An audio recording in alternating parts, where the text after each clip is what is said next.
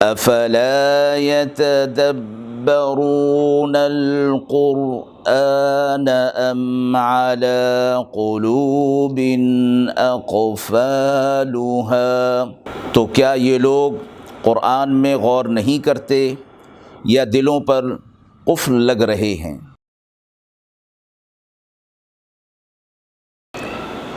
بسم اللہ الرحمن الرحیم۔ السلام علیکم ورحمۃ اللہ وبرکاتہ۔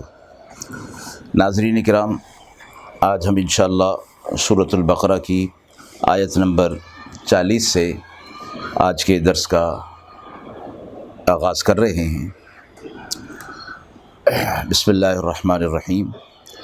یا بنی اسرائیل اذکروا نعمتی التی انعمت علیکم، اے بنی اسرائیل یاد کرو میرا وہ انعام جو میں نے تم پر کیا۔ بنی اسرائیل کا یہاں سے ذکر ہو رہا ہے، اور بنی اسرائیل حضرت یعقوب علیہ السلام کا لقب ہے، جس کا معنی عبد اللہ کا آتا ہے، یعنی اللہ کا بندہ۔ مشہور پیغمبر حضرت ابراہیم علیہ السلام سے دو نامور نسلیں چلی۔ ایک حضرت ہاجرہ علیہ السلام جو کہ مصر سے تھیں، ان کے فرزند حضرت اسماعیل علیہ السلام سے تھے جو کہ مشہور و معروف ہیں۔ یہ نسل بنی اسماعیل کہلائی، اور آگے چل کر قریشی کی ایک شاخ بنی، اور ان کا وطن عرب رہا۔ دوسری نسل حضرت سارہ علیہ السلام جو کہ عراق سے تھیں، ان کے وطن سے فرزند حضرت اسحاق علیہ السلام، اور پھر ان کے فرزند حضرت یعقوب علیہ السلام، جن کا لقب اسرائیل تھا۔ یہ نسل بنی اسرائیل کہلائی۔ اس نسل کا وطن اول شام رہا۔ یہ ایک تیسری نسل بھی تھی جو ان کی تیسری بیوی حضرت قطورہ سے چلی اور بنی قطورہ کہلائی، لیکن اس کا ذکر تاریخ میں کم ملتا ہے۔ بنی اسماعیل اور بنی اسرائیل کا ذکر کثرت کے ساتھ ملتا ہے۔ تو یہاں بنی اسرائیل کو اللہ رب العزت نے مخاطب فرمایا، اور یہ فرمایا کہ اذکروا نعمتی، میری نعمت کو یاد کرو، التی انعمت علیکم، جو میں نے تم پر کی، جو میں نے تم پر نعمت نازل کی، یا جو نعمت میں نے تمہیں دی۔ بنی اسرائیل وہ قوم تھی کہ جس کو اللہ رب العزت نے باقاعدہ ایک کتاب تورات عطا فرمائی تھی۔ موسیٰ علیہ السلام کے یہ امتی تھے اور یہود کہلاتے تھے۔ تو جو نعمت ان کو دی گئی تھی وہ توحید کی نعمت تھی، اور اس نعمت کا تعلق آخرت کے ساتھ ہے، اور دنیا میں اہل ایمان کے لیے سب سے پہلی یہی چیز ہوتی ہے کہ وہ توحید کا اقرار کریں، توحید کو مانیں، اللہ سے تعلق جوڑیں، مخلوق سے تعلق توڑیں۔ یہ توحید ہے۔ تو یہ قوم موحد تھی، توحید کی نعمت ان کو دی گئی تھی، تو اللہ رب العزت ان کو اس نعمت کا تذکرہ کر کے یاد دہانی فرما رہے ہیں کہ تم میری نعمت کو یاد کرو، وہ نعمت میری تم پر بطور احسان کے تھی۔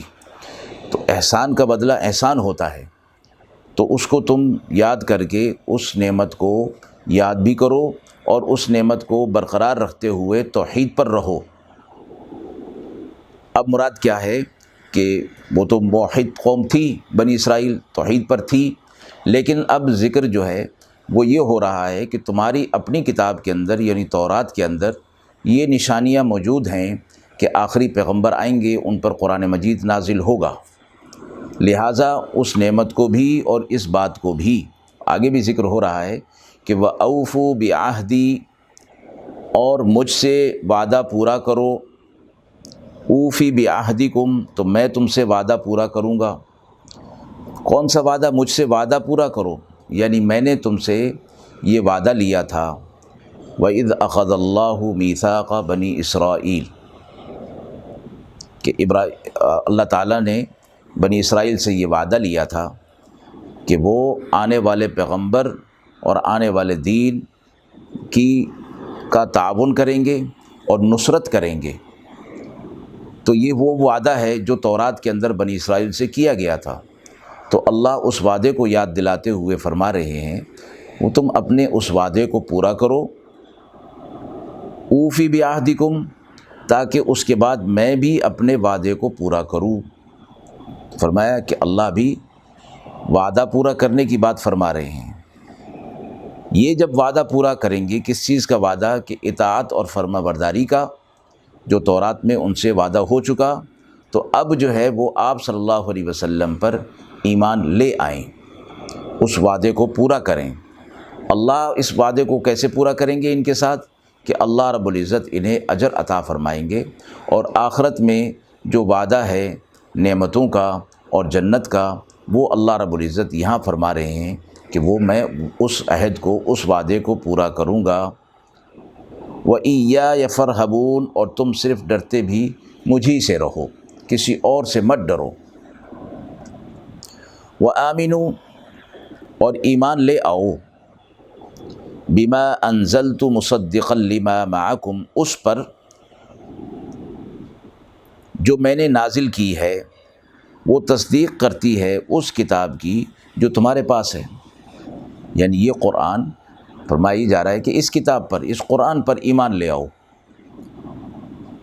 اور وہ اوپر جو وعدے کی بات کی، وہ یہی وعدہ، اس کے آگے یہ تفصیل یہی ہے کہ اس کتاب پر ایمان لے آؤ۔ اس کتاب کی حالت یہ ہے کہ جو کتاب تمہارے پاس ہے، جس پر تم ایمان رکھتے ہو، یعنی تورات، یہ اس کتاب کی تصدیق کرتی ہے کہ وہ بھی اللہ کی کتاب تھی، اور وہ اللہ کی کتاب ہونے کے اعتبار سے، اور اس وقت بنی اسرائیل پر موسیٰ علیہ السلام کی طرف نازل ہونے میں وہ برحق کتاب تھی۔ قرآن مجید کی خصوصیت یہ ہے کہ یہ اپنے سے پہلے انبیاء علیہ السلام کی بھی تصدیق کرتا ہے، اور اپنے سے پہلے کی کتابوں کی بھی تصدیق کرتا ہے، لیکن یہ تصدیق اس معنی میں کہ اس وقت کے اعتبار سے بے اعتبار نزول وہ اللہ کی کتابیں تھیں، اور اس وقت تک کے لیے تھیں، اس دور کے لیے تھیں، اس وقت کے لیے تھیں، ایک معین قوم کے لیے، ایک معین وقت تک کے لیے تھیں۔ اس کے بعد وہ کتابیں منسوخ ہو گئیں، جب اگلی کتاب آئی تو پچھلی کتاب منسوخ ہو گئی، پھر اگلی کتاب نافذ ہو گئی، اور اس پر ایمان لانا ضروری ہو گیا۔ قرآن مجید جو سب سے آخر میں آیا تو اس نے بھی اپنے سے پہلے کتابوں کی تصدیق کی۔ یہ بات نہیں کہ ان کی تردید کی اور اپنی تصدیق کی، اپنا برحق ہونا، بلکہ فرمایا وہ بھی اللہ کی کتابیں تھیں، لیکن وقت کا ایک حساب تھا، متعین وقت تھا۔ اس کے بعد اب یہ کتاب نازل ہو گئی جو کہ تمہارے پاس جو کتاب ہے اس کی بھی تصدیق کرتی ہے۔ وَلَا تَكُونُوا أَوَّلَ كَافِرٍ بِهِ، اور مت بنو اس کے ساتھ اولین کفر کرنے والے، یعنی تمہارے بعد یہ کتاب جو نازل ہوئی ہے تو تم اگر اس کا انکار کرو گے تو تم پہلے انکار کرنے والے بنو گے، اور اس کا خمیازہ کیا ہوگا کہ تمہارے بعد جو بھی انکار کرے گا اس سب کا خمیازہ تمہارے اوپر آئے گا۔ یہ حدیث مبارکہ کا مفہوم ہے جس میں فرمایا آپ صلی اللہ علیہ وسلم نے کہ جو شخص بھی کسی برے کام کرنے کی ابتدا کرتا ہے اور اس برے کام کرنے کے بعد اور لوگ اس کو دیکھ کر، سن کر، سمجھ کر وہ پھر اس برے کام کے اندر مبتلا ہوتے ہیں، تو اس برائی کا خمیازہ پہلے والے شخص کے اوپر بھی پڑتا ہے۔ پھر یہ سلسلہ آگے بڑھتا چلا جاتا ہے تو وہ بھی اس کے اندر شامل ہوتا ہے، تو اس لیے سب سے زیادہ خمیازہ اس برائی کی ابتدا کرنے والے کے اوپر پڑتا ہے۔ اسی طرح ہر نیک کام کے لیے فرمایا گیا کہ جو شخص بھی کسی نیک کام کرنے کی ابتدا کا باعث بنتا ہے، سبب بنتا ہے، پھر اس کے آگے جتنے بھی لوگ نیک کام کرتے ہیں تو اس کا حصہ بھی ان کے اندر پڑتا ہے۔ تو اس لحاظ سے وہ شخص جس نے نیکی کی وہ ہر لحاظ سے بہتر رہتا ہے اور فائدے میں رہتا ہے کہ اس کے بعد جتنے لوگ نیکی کرتے ہیں اس کا ثواب بھی اس کو ملتا ہے، اور جو کرنے والے ہیں ان کے ثواب میں کوئی کمی نہیں کی جاتی۔ تو بنی اسرائیل سے کہا جا رہا ہے کہ وَلَا تَكُونُوا أَوَّلَ كَافِرٍ بِهِ، اور تم اس کے اولین انکار کرنے والوں میں مت شامل ہو۔ تم توحید والے تھے، تمہارے اوپر کتاب نازل ہوئی تھی، باقاعدہ ایک کتاب تھی، اور اب تمہارے پاس یہ قرآن مجید آ گیا ہے، اب اس کے اوپر تم ایمان لے آؤ۔ تو اس پر ایمان لانا دراصل تم اپنے کتاب کی تصدیق کر رہے ہو، کیونکہ تمہاری کتاب کے اندر ہی اس کی تصدیق جو ہے وہ موجود ہے، اور اس میں بھی تمہاری کتاب کی تصدیق موجود ہے۔ اب جب تم اس پر ایمان لے آؤ گے تو گویا تم نے اپنی کتاب کا جو ایک حکم تھا اس کو پورا کر لیا، تو تمہیں دوہرا اجر جو ہے وہ ملے گا۔ قرآن مجید میں فرمایا گیا ہے کہ جو پہلے امت والے تھے ان کے ہوتے ہوئے اگر دوسرا نبی آ جاتا ہے، دوسری کتاب اور شریعت آ جاتی ہے، تو وہ پہلی شریعت کو، پہلے حکم کو، پہلی کتاب کو چھوڑ کر نئے نبی برحق کی پیروی کرتے ہیں، اس پر ایمان لے آتے ہیں، نئی شریعت پر ایمان لے آتے ہیں، تو اللہ رب العزت انہیں دوہرا اجر عطا فرماتے ہیں۔ قرآن مجید میں فرمایا گیا ہے اولئک یؤتون اجرہم مرتین، ایسے لوگوں کو دوہرا اجر جو ہے وہ دیا جاتا ہے۔ تو منع فرمایا جا رہا ہے ان نے کہ ولا تکونوا اول کافر بہ، اور تم اولین کافر مت بنو کہ اس کا خمیازہ بہت سخت ہوتا ہے۔ ولا تشتروا بآیاتی ثمنا قلیلا، اور میری آیتوں کو فروخت مت کر ڈالو تھوڑی قیمت پر، یعنی میرے جو احکامات ہیں ان کو تم دوسروں کو دو اور اس کے بدلے میں قلیل معاوضہ لو۔ اور یہ قلیل معاوضہ اس لیے کہا گیا کہ جو اللہ کا حکم ہے اس کے مقابلے میں جتنا بھی دیا جائے وہ تو بہت ہی قلیل ہے، پھر دنیا کا مال و متاع تو ویسے ہی قلیل ہے، تو اللہ کی آیات کا دوسروں تک پہنچانا، احکامات کا دوسروں تک پہنچانا، یہ آخرت کے حوالے سے ہے، آخرت کے ثواب کے حوالے سے ہے، اس لیے اس پر دنیا کا کوئی معاوضہ لینا یا طلب کرنا، فرمایا یہ تو بہت ہی قلیل ہے۔ تو یہاں اس کا مطلب یہ نہیں کہ قلیل مت لو کثیر لے لو، مطلب یہ کہ جو کچھ بھی تم لوگے وہ تو بہت قلیل ہے، اور یہ جو اللہ کا حکم پہنچانا ہے اور اللہ کے احکامات دوسروں تک پہنچانے ہیں، یہ کام بڑا عظیم ہے، اس کے مقابلے میں دنیا کی ہر قیمتی چیز بھی قلیل ہے اور ہیچ ہے۔ وَإِيَّايَ فَاتَّقُونَ، اور مجھی سے تم ڈرتے رہو، میرے احکامات کی خلاف ورزی کی صورت میں جو خمیازہ تم پر آنے والا ہے اس سے ڈرتے رہو۔ وَلَا تَلْبِسُوا الْحَقَّ بِالْبَاطِلِ، اور حق کو ناحق کے ساتھ خلط ملط مت کرو۔ تلبیس الباس یعنی کہ اس کو ڈھانپ دینا، لباس کو بھی لباس اس لیے کہتے ہیں کہ وہ انسانی جسم کو ڈھانپ دیتا ہے، چھپا دیتا ہے۔ اب وہ انسانی جسم نظر نہیں آ رہا، تو فرمایا کہ حق کو باطل کے ساتھ اس طرح چھپاؤ مت کہ حق نظر نہ آئے اور باطل نظر آنا شروع ہو جائے، اس طرح حق کو چھپاؤ نہیں۔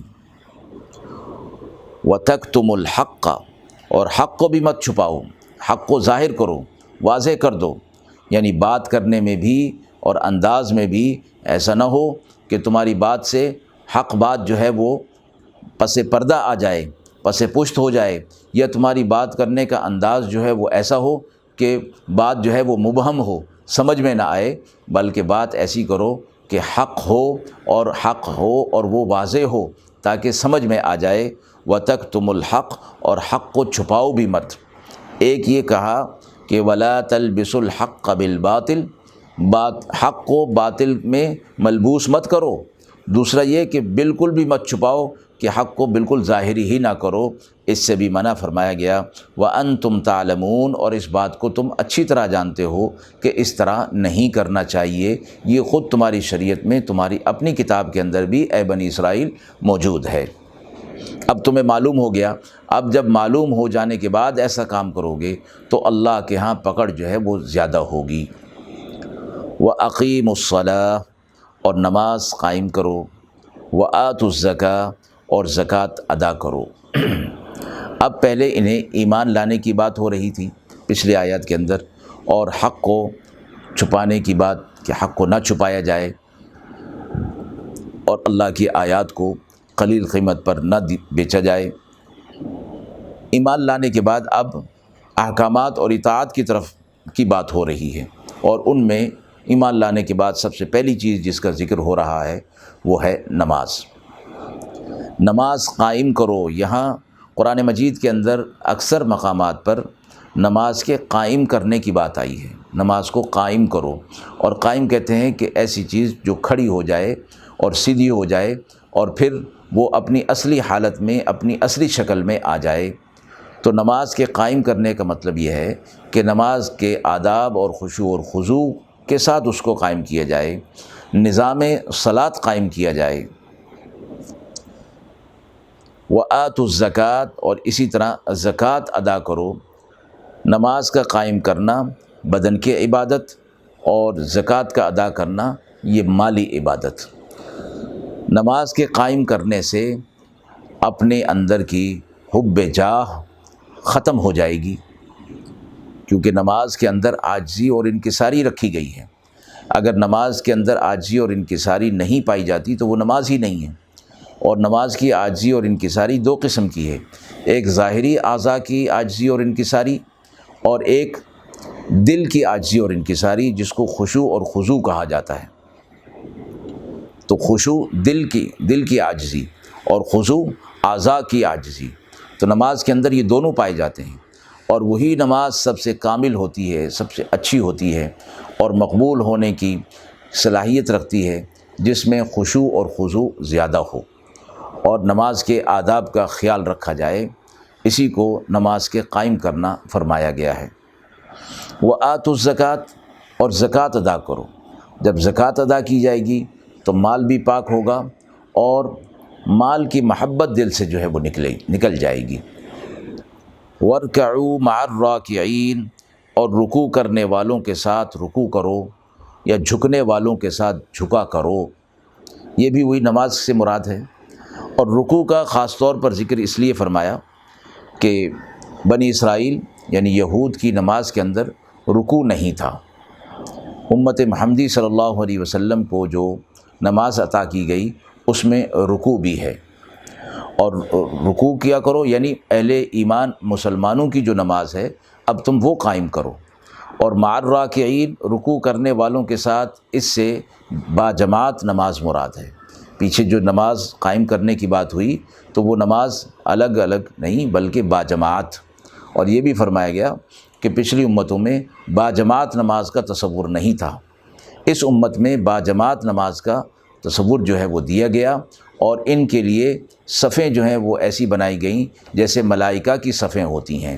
تو ان کی تشبیہ عبادت کے وقت خاص طور پر نماز میں فرشتوں کی عبادت کے مطابق جو ہے وہ کر دی گئیں کہ ان کی بھی صفیں جو ہیں وہ بنا دی گئیں۔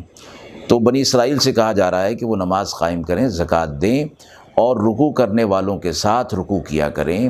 دوسرا معنی یہ بھی فرمایا گیا کہ اللہ کے احکامات کے آگے جو جھک جاتے ہیں اور عاجزی اور انکساری کر لیتے ہیں، ان کے ساتھ تم مل جاؤ اور ان کے ساتھ ہو جاؤ۔ لیکن زیادہ قرینہ پیچھے چونکہ نماز کے قائم کرنے کی بات ہے تو اہل ایمان کی نماز رکوع والی ہوتی ہے، تو رکوع کرنا اور اہل ایمان کے ساتھ نماز پڑھنا اور ان کے ساتھ باجماعت نماز پڑھنا، اس کا قرینہ زیادہ یہاں موجود ہے۔ اتأمرون الناس بالبر، کیا تم دوسرے لوگوں کو تو نیکی کا حکم دیتے ہو، وتنسون انفسکم، اور اپنے آپ کو بھول جاتے ہو۔ اب یہاں یہ فرمایا گیا کہ جو تورات کے بنی اسرائیل کے جو عالم لوگ تھے وہ لوگوں کو کہتے تھے کہ محمد صلی اللہ علیہ وسلم اور ان کی کتاب قرآن مجید کی نشانیاں ہمارے پاس موجود ہیں اور تم ان کی پیروی کرتے رہو، لیکن خود جو ہے وہ اس پر نہیں آتے تھے، اور خود ان کی چونکہ دنیا داری اور ان کی شان و شوکت اور ان کی چودراہٹ ختم ہوتی تھی، اس وجہ سے وہ آپ صلی اللہ علیہ وسلم پر ایمان نہیں لاتے تھے۔ تو یہاں ان سے یہی فرمایا جا رہا ہے کہ تم لوگوں کو تو نیکی کا حکم کرتے ہو، اچھائی کی بات بتاتے ہو، وتنسون انفسکم، اور اپنے آپ کو بھول جاتے ہو کہ ہم نے بھی اس نیکی کو اختیار کرنا ہے۔ تو جو دوسرے کو نیکی کا حکم دے رہا ہے تو اسے تو خود اس نیکی پر پہلے خود عمل کرنا ہے۔ تو یہاں یہی بات بتائی جا رہی ہے کہ تم اس نیکی کو خود پہلے اختیار کرو۔ یہاں سے یہ قرآن مجید کی ایک آیت مبارکہ ہے جس میں فرمایا گیا یا ایھا الذین آمنوا لم تقولون ما لا تفعلون، اے ایمان والو تم وہ بات کیوں کہتے ہو جو تم خود کرتے نہیں، یہ بات تو اچھی نہیں۔ کبر مقتا عند اللہ ان تقولوا ما لا تفعلون، اللہ کے نزدیک یہ بات پسندیدہ نہیں ہے کہ تم وہ بات کہو جو تمہارے اپنے عمل کے اندر نہیں ہے۔ تو ان سے یہ کہا جا رہا ہے کہ تم ایسا مت کرو اور تم اپنے آپ کو مت بھلاؤ اس نیکی کے لیے۔